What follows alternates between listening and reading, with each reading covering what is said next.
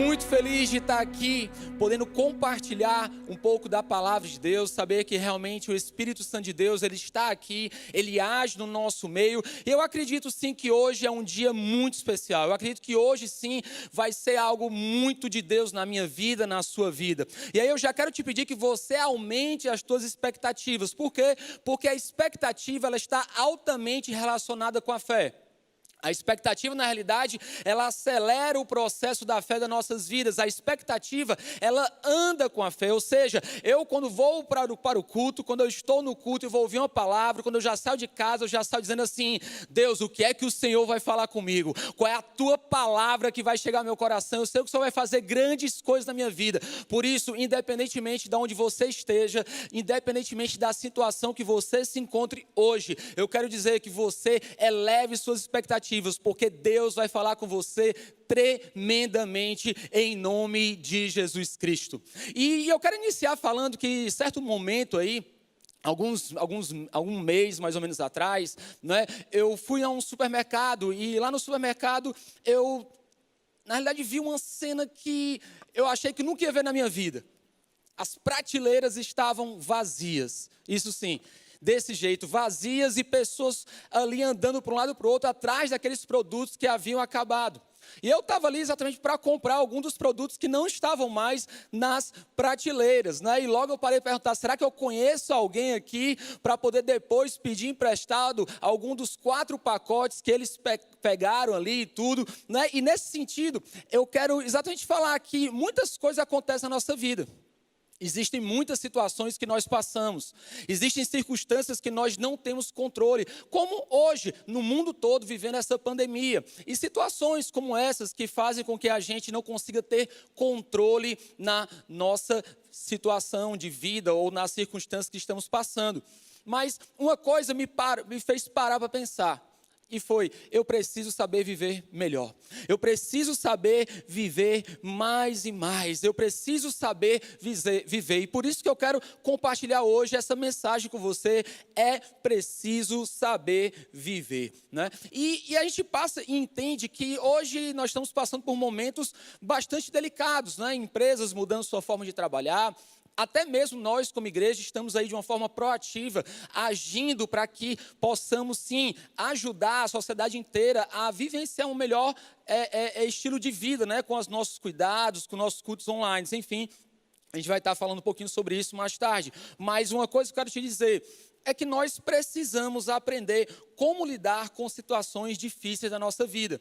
Precisamos saber viver nos momentos bons da vida, nos momentos melhores, nos picos da nossa vida, mas precisamos também aprender a viver nos vales, nos lugares desertos, onde significa dor, sim. E aí existe uma diferença entre duas pessoas. Muitas vezes, algumas pessoas estão apenas sobrevivendo, e aí elas se arrastam pela vida. Elas passam pela vida de qualquer jeito. Elas apenas existem. E existir não significa viver. Mas, pelo contrário, outras pessoas, elas sabem viver.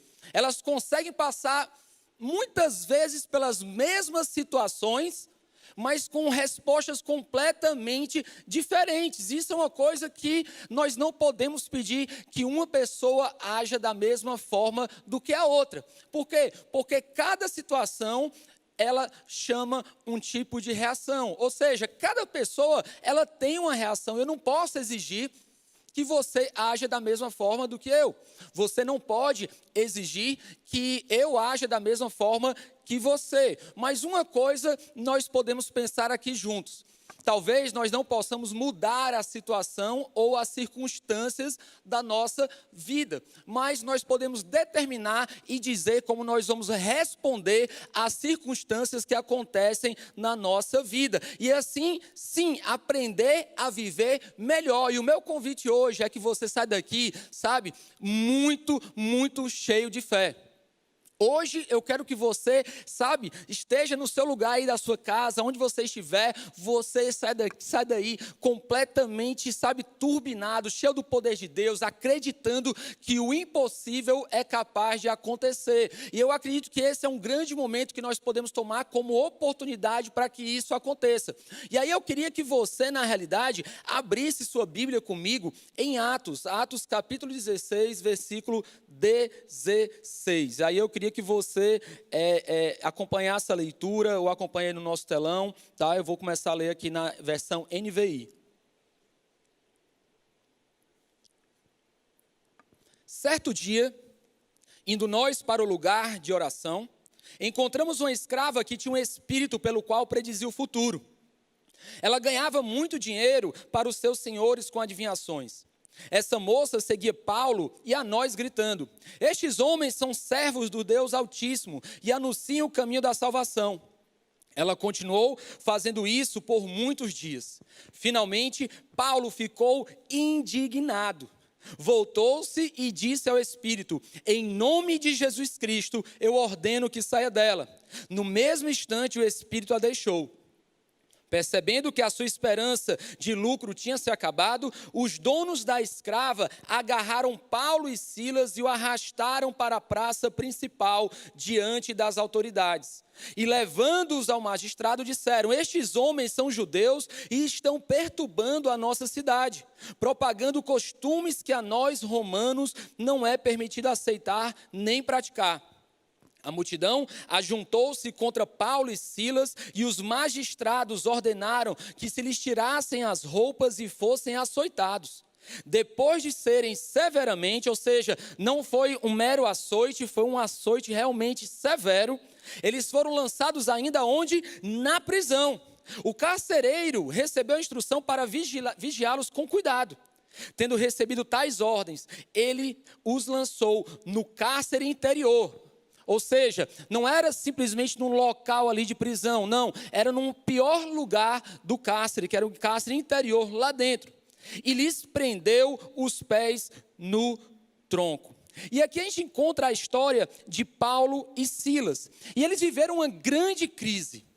Uma grande crise, talvez não a mesma crise que eu e você possamos estar vivendo na nossa casa, com as nossas finanças, enfim, como no mundo todo hoje estamos vivendo. Mas eles viveram sim um momento de crise. E o que me chama a atenção aqui é a maneira como Paulo e Silas, eles respondem a esse grande problema na vida deles. E a forma como eles respondem simplesmente me inspira. E eu creio que vai te inspirar a todos nós pensarmos e repensarmos como é que nós estamos respondendo às coisas que chegam até a gente. Talvez você tenha aí se esbarrado com grandes dificuldades na sua vida financeira. E aí temos dois tipos de reação. Talvez você tenha encontrado uma grande dificuldade no seu relacionamento, e aí vale alguns tipos de resposta para essa situação. E aqui sem julgar o que cada um já fez, mas simplesmente motivando, incentivando para que nós possamos melhor pensar a respeito das nossas atitudes, as atitudes que nós podemos tomar daqui para frente. Eu quero te convidar a gente ver essa história de Paulo e Silas, para que a gente possa tomar novas atitudes na nossa vida. Isso me faz lembrar de um momento que eu passei há um tempo atrás, né, na realidade. E eu me lembro que eu tive meu filho, Joey, né, e ele com 4 meses. Eu, minha esposa e Joey, nós pegamos Covid. E naquele momento, nós não sabíamos muito, ninguém sabia muito sobre essa história, ninguém sabia o que tomar, para onde ir, a gente só sabe que estava em casa, não queria passar para ninguém, e a gente não queria perturbar ninguém chamando para vir, a gente estava naquele processo muito indeciso. Só que nós decidimos permanecer firmes na nossa fé. Nós decidimos não cambalear, não decidir olhar para outros lugares, não entrar em desespero, mas não, firmar na nossa fé. E isso é um pouquinho do que a gente vai falar daqui a pouco. Porque Paulo e Silas, eles começaram a pregar ali na região de Filipe, na cidade de Filipe, que estava sendo dominado, era colônia romana. E naquele momento eles encontram, pregando a palavra, eles encontram aquela mulher que era uma escrava, vamos supor, de um grande empresário da época. E aí aquela mulher começou a falar coisas boas para eles, sobre eles, mas Paulo, ele teve uma ideia, ele teve uma sacação que aquilo não vinha de Deus. Naquele momento ele repreendeu ali aquele espírito maligno e a mulher ficou curada, ela ficou livre daquele demônio e ela não podia mais adivinhar nada, o que acabou roubando a oportunidade daquele homem, né, o dono dela, dono da escrava, né, de ganhar mais dinheiro. Naquele momento ele se junta com talvez ele tivesse amigos ali, né, juiz, o magistrado, juntou, prenderam Paulo e Silas, mandaram eles ficarem, tiraram as roupas deles, foram açoitados e enfim, eles passaram por um maior dilema. E aí talvez você pergunte, Jorge, eu entendi toda a história, muito legal, traz muito conteúdo, mas o que tem a ver com hoje? Como é que eu posso ver alguma coisa nos dias de hoje? Existe um paralelo, sim. E a primeira coisa que hoje eu e você precisamos entender como discípulos de Jesus, como pessoas que são de Deus, é que ser discípulo de Jesus não significa que nós estaremos protegidos do mal, que nada de mal vai nos acontecer. Assim como o sol nasce e aquece a todos, assim como a chuva cai e molha quem estiver na rua, também todos nós estamos susceptíveis a qualquer uma das coisas. A diferença está em como nós passamos pela situação. Eu declaro para a sua vida hoje, olha aqui para mim, eu declaro para você hoje que você vai começar a saber passar melhor nas situações, pelas situações da sua vida. Sabe por quê? Porque não é simplesmente porque eu aceitei Jesus Cristo que agora nenhum mal, eu não vou ficar mais gripado, não vai ter nenhum corte, eu não vou mais perder aquilo. Não, acontece as coisas. E aí outra coisa que também tem a ver com a gente, e teve a ver também com Paulo e Silas, é que no momento da dificuldade, as pessoas egoístas, elas se mostram cada vez mais. Na realidade, a crise, ela não faz com que as pessoas sejam egoístas. Na realidade, a crise mostra o egoísmo dentro das pessoas. Na realidade, se você quiser conhecer alguém na sua vida, coloque poder na mão dela ou coloque a pessoa numa situação de crise e dificuldade, porque nesses dois extremos ela vai revelar, ou nós vamos nos revelar quem nós verdadeiramente somos. E isso muda muito, porque estar aqui no meio termo é muito bom, é muito fácil. Levanta a mão, tá tudo mais ou menos, não está nem tudo com tanto poder, nem tudo com tanto fracasso. Aqui dá para louvar a Deus, dá para abraçar as pessoas, mas na hora do sufoco, ou na hora que é o momento que eu posso ficar bastante soberbo, meu irmão, esse é um momento preocupante. E aqui me lembra um pouquinho daquele momento do supermercado que eu tive. Todo mundo pegando tudo, ninguém pensando em ninguém. Não, eu vou pegar todos esses produtos de limpeza, eu vou pegar todos os papéis higiênicos, eu vou pegar todos os medicamentos. E não interessa quem vai passar mal, não interessa quem está ali depois de mim. Porque as pessoas não pegam somente aquilo que elas precisam, mas pegam muito além. E a ideia hoje é que a gente pare para pensar sobre o nosso comportamento. Que a gente pare para pensar sobre a maneira como nós reagimos às situações. Um outro paralelo que eu quero trazer aqui também é que quando nós estamos em momentos difíceis de vida, e nós estamos servindo a Deus, e nós estamos no ministério, estamos ou pregando, ou ajudando as pessoas, nós sempre vamos ser alvos de crítica, assim como Paulo e Silas foram. Paulo e Silas, eles foram alvejados ali porque estavam fazendo bem. E por muitas vezes nós, como filhos e filhas de Deus, também podemos ser apedrejados, criticados, podemos ser acusados, julgados, condenados até por fazer o bem, por fazer aquilo que é de Deus. Mas eu quero dizer para você não se preocupar. Porque uma coisa que eu aprendi na minha vida é que nós não podemos controlar as nossas circunstâncias. O que nós podemos controlar é como nós respondemos às nossas circunstâncias. Por isso eu paro para pensar um pouquinho sobre Paulo e Silas. Paulo e Silas, eles tomaram algumas escolhas diante da dificuldade, diante dos desafios, diante da prisão, diante da situação que eles estavam ali, para poder hoje nós estarmos contando a história deles. Porque se nós estamos contando a história deles, é porque eles saíram vitoriosos dali. Mais um detalhe para você, não é... Gente, preste atenção. Ninguém é lembrado porque inicia algo.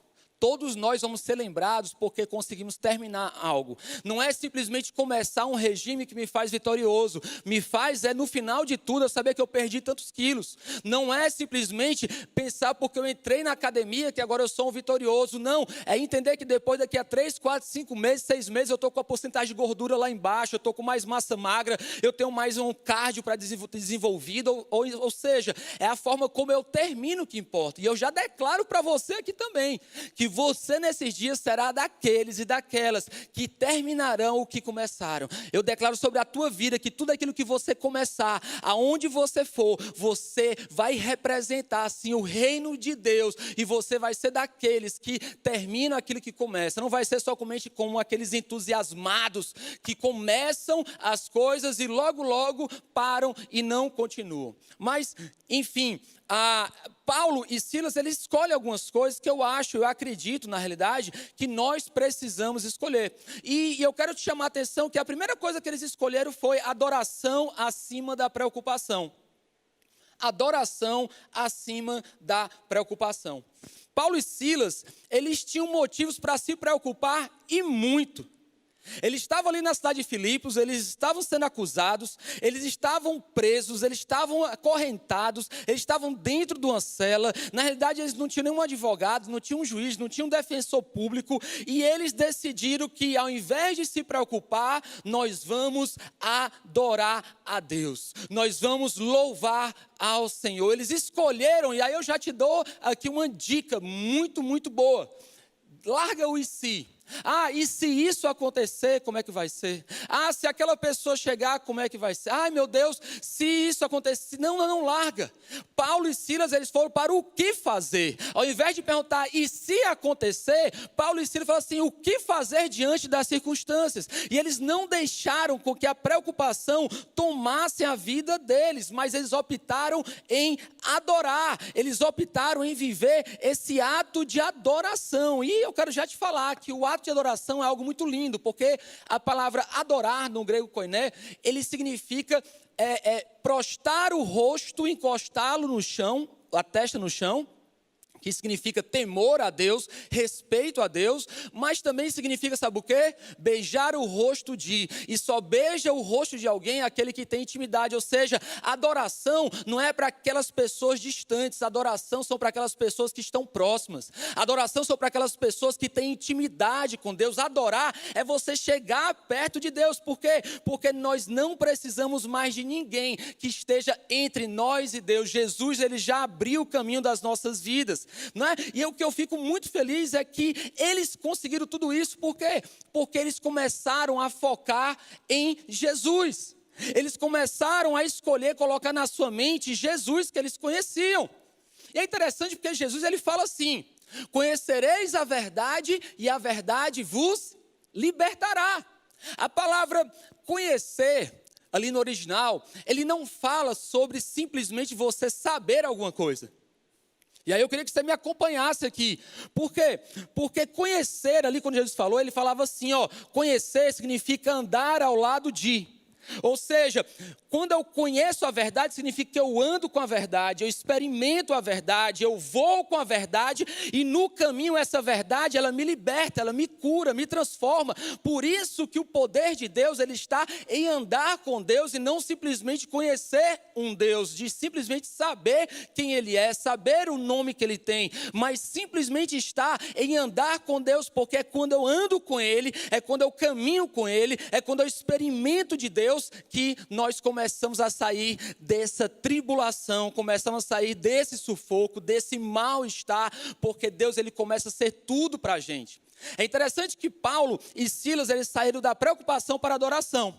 E aí eu queria citar para ti algo que Michel Montaigne, que foi um filósofo francês do tempo renascentista, que ele falou uma coisa muito interessante, que pode se aplicar a mim e a você em algum momento da nossa vida. Ele falou assim, minha vida... Escuta bem. Minha vida foi repleta de terríveis infortúnios, tragédias, a maioria dos quais nunca aconteceu. Montaigne, ele fala o seguinte, ele fala, olha, eu sofri muito de coisas que nunca me aconteceram. Eu vivi tão preocupado na minha vida com coisas que jamais chegaram a mim. E é isso que pode estar acontecendo talvez com você. Você anda tão preocupado com coisas que nunca aconteceram e nunca vão acontecer, mas você está vivenciando como já se tivesse acontecido. Você está sofrendo como se já tivesse pego, como se já tivesse sofrido, como se já tivesse falido, como se já tivesse terminado, e na realidade nada disso aconteceu. E alguns anos atrás teve uma pesquisa científica que comprovou o que Montaigne fala. Essa pesquisa, ela falava sobre o seguinte: eles pegaram um grupo de pessoas e pediram para que eles escrevessem ali todas as preocupações que eles tinham em vida. E eles analisaram aquelas pessoas durante algum tempo, um período de tempo, para ver se aquelas preocupações que eles tinham ia acontecer com eles. Resultado, 85% das pessoas que se preocuparam, tiveram as preocupações, nunca vivenciaram aquelas preocupações que eles tiveram. 15% dessas pessoas que sofreram as preocupações que realmente eles escreveram, eles falaram, sabe o quê? Eu pensei que ia ser muito pior. Eu consegui passar muito bem dela e eu tive até um aprendizado na vida. Ou seja, às vezes estamos sofrendo de coisas que nós não conhecemos, não sabemos. Por isso que o meu convite a você é que você busque conhecer a Deus, como o profeta Oséias fala. Busca conhecer o Senhor, prossegue em conhecer o Senhor, continua vivendo essa realidade. Porque a melhor coisa que eu e você podemos fazer em dias bons ou em dias maus, ou até em dias mais ou menos, é exatamente continuar adorando a Deus juntos. E Paulo e Silas, eles decidiram fazer isso dentro de uma prisão. Que tipo de prisão você tem vivido que você não tem conseguido realmente adorar a Deus? Eu quero te convidar hoje a declarar sobre a tua vida que você vai passar por esse momento aí adorando a Deus, louvando a Deus, glorificando a Deus, exaltando a Deus. Sabe por quê? Porque a intimidade de Deus já está em você, porque o Espírito Santo, ele não habita em templos feitos por mãos, mas ele habita sim em templo feito por carne e osso, no meu e no seu coração. Só que Paulo e Silas não simplesmente, eles decidiram ali trocar a adoração, a preocupação pela adoração. Não simplesmente, eles também tiveram outra escolha. Eles escolheram a fé sobre o medo. O segundo ponto, fé sobre o medo. É interessante porque Paulo e Silas ali presos, eles não sabiam o que ia acontecer com eles. Eles tinham tudo para realmente estar com medo. Eles tinham tudo para poder dizer assim, estou desesperado. Um motivo, te digo, os amigos deles, os discípulos deles, que eles tinham pregado para essas pessoas, muitos deles já tinham morrido porque não tinham negado Jesus. Eles estavam numa posição que logo, logo eles iam ser confrontados e que para eles serem libertos daquela prisão, eles teriam que negar quem eles professavam que era Jesus. Ou seja, eles tinham fatos que comprovavam, fatos, estatísticas, que comprovavam que realmente eles poderiam se dar muito mal. E simplesmente eles recusaram ficar paralisados por causa do medo. Eles escolheram sim a fé sobre o medo. Sabe por quê? Porque eles escolheram simplesmente confiar em Jesus. Eles escolheram sim confiar na capacidade de Deus de controlar o resultado da vida deles. E é o que eu te convido hoje. Às vezes nós estamos andando pela vida e nós estamos confiando no dinheiro, estamos confiando na profissão, estamos confiando em muita ciência, que eu amo ciência aqui, declaro, né? Faço psicologia, estou terminando psicologia, terminei outros cursos, mas o que eu quero dizer para você é, nós precisamos dedicar a nossa confiança a Jesus. E confiar, ela fala sobre algo muito lindo, não é? Porque a confiança, ela está no íntimo, no cerne, está no núcleo do relacionamento. Nós só conseguimos nos relacionar com aquelas pessoas a quem nós confiamos. Para pensar um pouquinho. Você só conta as tuas coisas mais íntimas para aquelas pessoas que você mais confia. Você só consegue ser 100% ou pelo menos 99,9999% de quem você é na presença de pessoas que são suas, que são seus amigos, pessoas que você confia, pessoas que você ama, que estão ali por você. Por quê? Porque a confiança, ela está no íntimo do relacionamento, de qualquer relacionamento, e isso também faz parte do relacionamento entre você e Deus. Para que haja um relacionamento entre eu e Deus, você e Deus, todos nós e Deus, precisa haver confiança. E confiança significa o quê? Conhecer. Se eu conheço a Deus, eu conheço os seus atributos, eu conheço que Ele é bom, eu conheço que Ele é fiel, eu conheço que Ele é todo poderoso, eu sei que Ele é o mestre dos mestres, o Senhor dos senhores, eu sei que Ele é o médico dos médicos, o psicólogo dos psicólogos, eu sei que Ele é o grande carpinteiro, aquele que reforma a nossa vida, nos lapida, se eu sei que Ele é a nossa porta que nos leva para um outro lado, se eu sei que Ele é a nossa ressurreição, a nossa vida, o nosso caminho, se eu sei que Ele é a verdade, se eu sei que Ele me ama, se eu sei que Ele me chama como pupila dos seus olhos.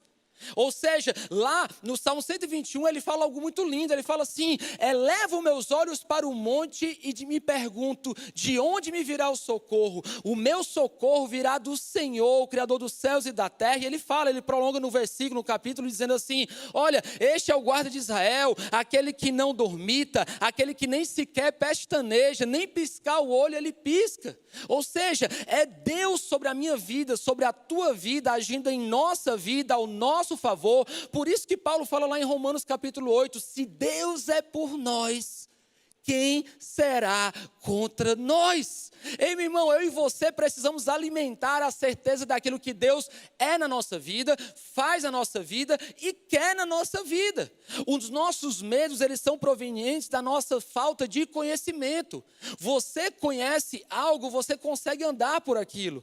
Se você conhece uma máquina, você consegue manipulá-la. Se você não conhece aquela máquina, você fica com medo até de tocar naquela máquina e quebrar. Se você conhece o funcionamento de um sistema, né, tecnológico, por exemplo, você vai ali no computador, faz o que você sabe fazer. Agora, se você não sabe, você não consegue nem apertar um botão. Você tem até o medo de apertar um botão e ser um botão de uma bomba nuclear explodir em algum lugar do outro mundo, no outro lugar desse mundo. E isso tudo parte de quê? De um conhecimento de Deus. Por isso, conhecer a Deus muda tudo. E esse muito medo, muitas vezes, ele seria moderado se nós parássemos de olhar tanto para as desgraças e começássemos a olhar tanto para o que Deus tem. A maioria das pessoas, elas não entendem que enquanto elas estiverem olhando para algo, é para lá que elas vão. Ei, se você quer ir para outro lugar, para de olhar para o lugar que você estava olhando antes. Ei, se você não suporta mais um estilo de vida, começa a olhar para o outro estilo de vida. Não é negando e dizendo, eu não quero mais isso, eu não quero mais isso, eu não quero mais fumar, eu não quero mais beber, eu não quero mais esse estilo de vida, que você vai sair deles, não. Você só consegue sair desse estilo de vida se você começar a olhar para outro estilo de vida e dizer assim, eu quero esse estilo de vida, eu vou malhar, eu vou estudar, eu vou ler a Bíblia, eu vou para o grupo de crescimento, eu vou me envolver na igreja, eu vou ser um voluntário, eu vou viver o sobrenatural de Deus. E aí você começa a se dirigir. Ei, ninguém nunca viu alguém andar de bicicleta olhando para trás. Já viu? Não, ninguém anda olhando para trás. Por quê? Você precisa andar olhando em direção ao seu alvo. Fala em Hebreus lá, ele dizendo assim, olha para o autor e consumador, com os olhos fixos naquele que é o autor e consumador da nossa fé, Jesus Cristo. E aí às vezes nós estamos tão inquietos com tantas estatísticas que estamos vendo hoje. Talvez você não pare de assistir as reportagens e ver tal. Mas será que algum dia você parou para pensar no que eu vou te falar agora? Levantar algumas estatísticas. Será que você sabe que 1,25 milhões de pessoas morrem de acidentes automobilísticos por ano? Será que você sabe que entre 40 a 50 milhões de pessoas no mundo, elas são feridas por algum tipo de acidente automobilístico também? Só para tu ter uma ideia, 31 milhões de americanos, eles contraíram gripe no ano de 2019 e 2020. Só para você entender o que estava acontecendo, não é? Ou seja, 30 mil pessoas acabaram morrendo com uma gripe qualquer. Mas nunca ninguém falou sobre, ninguém para pensar sobre isso. E é por isso que Deus ele fala algo para mim e para você. Ele fala assim, ei meu filho, olha para mim, me busca em primeiro lugar o reino de Deus e a sua justiça, e o mais vos será acrescentado. A palavra de Deus fala para mim e para você: ei, meu filho, não temas. Ei, eu estou contigo. Ser forte e corajoso. Ei, eu estou ao teu lado. Pode caminhar, eu vou à tua frente. Eu sou o guarda de Israel. Ei, pode seguir em frente, eu guardo as tuas costas, eu te protejo. Eu sou a tua torre de fogo durante a noite, mas eu sou a tua nuvem também durante o dia. Eu sou aquele que te guia, eu sou aquele que te guarda. Eu sou aquele que te protege de manhã, à tarde e à noite. Eu sou aquele que vela o teu sono. E isso é lindo, porque quando eu paro a entender sobre quem é Deus, eu começo a entender que eu não preciso temer do tanto que eu posso estar temendo. Paulo e Silas ali, eles tinham tudo para dizer assim: está acabado a nossa vida não tem mais nada, eu não consigo mais pensar em nada. Por quê? Porque todas as circunstâncias estão falando para mim que vai dar errado. Deixa eu falar algo para ti: por mais que as circunstâncias falem alguma coisa, nada dessas circunstâncias vão limitar, nada dessas circunstâncias elas vão delimitar, nada dessas circunstâncias, nenhuma dessas circunstâncias vai poder ter um poder sobre ti maior do que Deus tem sobre a tua vida. Eu quero dizer que Deus, ele tem um poder muito maior sobre a tua vida do que qualquer outra coisa nesse mundo. Eu quero te dizer que Deus, ele enquanto não coloca um ponto final, pode ser que ele coloque vírgulas, e vírgulas são momentos de pausa, momentos onde nós paramos para pensar. Será que você parou para pensar que hoje, nesse dia, o dia de hoje, pode estar sendo um momento de pausa para você pensar na sua vida? Será que hoje você parou para pensar que talvez esse momento de pausa, entre aspas, pode ser um momento de reflexão para que você reveja seus comportamentos? Porque nós estamos falando sobre o quê? É preciso saber viver. E quantas coisas na nossa vida nós não havíamos aprendido a forma certa de viver? Estávamos sobrevivendo, rastejando, quase mendigando o pão, e Deus falando assim: meu filho, é muito mais do que isso que eu tenho para te dar. Paulo e Silas, eles escolheram a adoração acima da preocupação, eles escolheram a fé sobre o medo, mas eles também escolheram a compaixão sobre a conveniência. Olha como é interessante. Eu não vou ler o texto, mas se você continuar lendo o texto, você vai ver o que eu estou falando aqui. Ele fala assim, que naquele momento, no momento mais difícil da vida deles, eles começaram a louvar a Deus. E nós vamos louvar daqui a pouco Deus. Nós vamos adorar a Deus aqui com louvor. Porque a palavra de Deus fala que Deus habita em meio aos louvores. Deus habita em meio àquele coração alegre que canta independentemente da situação. E naquele dia, Paulo e Silas começaram a cantar e a louvar ali presos. Sabe o que aconteceu? Todas as correntes foram quebradas, todas as prisões foram abertas, todos os grilhões foram destruídos. E fala a palavra de Deus que naquele momento todos os prisioneiros que estavam ao redor ali de Paulo e Silas, eles fugiram. E aí o guarda, quando entrou novamente e viu que todos tinham fugido, ele ia cometer suicídio, porque sabia que logo que descobrissem iam matar ele. E ali de longe, Paulo e Silas, eles falam: epa, para aí. Não faz nada contigo, não, nós estamos aqui. E aquele guarda, ele ficou altamente estático. Ele disse assim: meu irmão, vocês não estão entendendo, não? Eu estava prendendo vocês estão aqui. Sabe por quê? Porque Paulo e Silas, eles tinham um coração compassivo. Eles sentiam o que o guarda sentia. Eles pararam e disseram assim: olha, nós não estamos aprisionados à nossa segurança. Nós valorizamos a sua vida. Nós aprendemos a amar assim como Jesus nos amou. Jesus entregou a sua própria vida para que nós tivéssemos vida. Como é que eu posso tentar somente salvar a minha vida? Como é que eu posso somente ir na prateleira do supermercado e pegar tudo para mim ali e não deixar nada para ninguém? Como é que eu posso pensar somente no meu escape, somente na minha salvação? Será que eu vou ficar aqui na minha zona de conforto? Será que eu vou ficar na minha zona de comodismo? Será que eu vou continuar assim, sentado ali no sofá da minha sala, assistindo a minha televisão, preocupado com os meus problemas? Ou será que eu vou fazer alguma coisa diante das situações que acontecem no mundo e poder ajudar outras pessoas a serem melhores, ajudar outras pessoas a enxergarem algo que não enxergam, ajudar outras pessoas a se sentirem amadas, ajudarem outras pessoas a conseguir passar pelo sufoco financeiro, ajudar outras pessoas a encontrarem Jesus, ajudarem outras pessoas a serem pessoas completamente entregues aos pés de Jesus. E foi exatamente isso que Paulo e Silas fizeram. Eles viveram um momento de compaixão intenso, ao ponto de que aquele guarda, depois de ver aquele ato de amor de Paulo e Silas, ele pergunta como é que ele pode ser salvo. E a palavra de Deus fala que não somente ele, mas a família do guarda, todos foram entregues e todos foram salvos e confessaram Jesus Cristo como Senhor e Salvador. Sabe o que eu quero dizer aqui? Eu quero dizer que por muitas vezes nós podemos estar limitando e prendendo o poder de Deus naquilo que nós deveríamos ser o canal, a ponte, aquele agente transformador.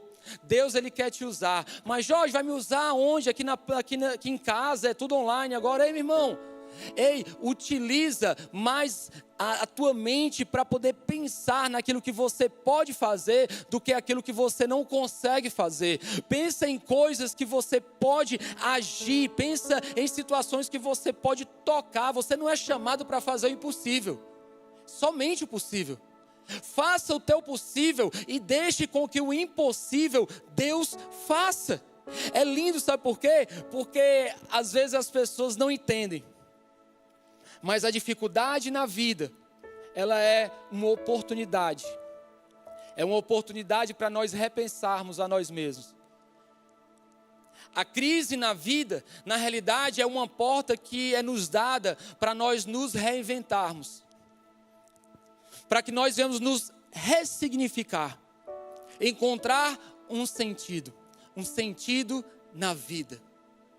E talvez hoje você se encontre sem sentido ou perdido na vida.